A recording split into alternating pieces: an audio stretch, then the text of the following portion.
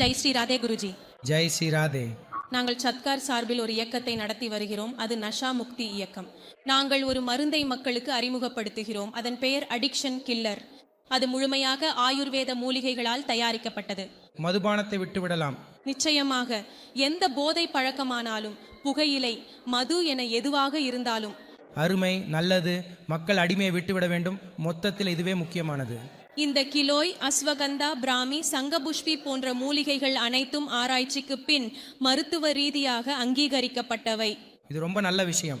இவர்கள் தயாரித்துள்ள மருந்தை உணவிலோ பானத்திலோ கலந்து கொடுத்தால் அவர் மது பழக்கத்தை முற்றிலும் விட்டுவிடுவார். ஆம், நிச்சயமாக.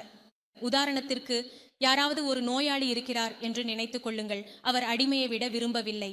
வீட்டார் அவருக்கு தெரியாமல் எந்த ஒரு உணவிலும் கலந்து கொடுத்தாலும் அல்லது வேறு எந்த விதமாக கொடுத்தாலும் கூட அதே அளவு விளைவாக இருக்கும். அந்த மருந்துக்கு சுவையும் இல்லை, வாசனையும் இல்லை. அதனால் யாருக்கும் நாம் மருந்து கொடுத்தது தெரியாது.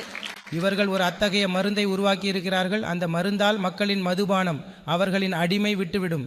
அதனால் நீங்கள் கூட அடிமையை விட விரும்பினால் நிச்சயமாக நஷா முக்தி இயக்கத்தில் சேருங்கள். நஷா, மதுபானம், சிகரெட், தும்பாக்கு, அபீம், சரஸ், காஞ்சா அல்லது வேறு எதுவாக இருந்தாலும் உங்கள் அடிமை பழக்கம் விட முடியும். அதனால் இன்று உடனே அடிக்ஷன் கில்லரை பயன்படுத்துங்கள் மற்றும் అడిமை పழకத்திலிருந்து విడుబడుங்கள். నా పేరు లత. చిత్తూరు నుండి మాట్లాడుతున్నా. ఈ నాసిపోయిన మద్యపానం వల్ల నా భర్తని నేను కోల్పోయాను. ఒంటరిగా బాధపడుతున్నా.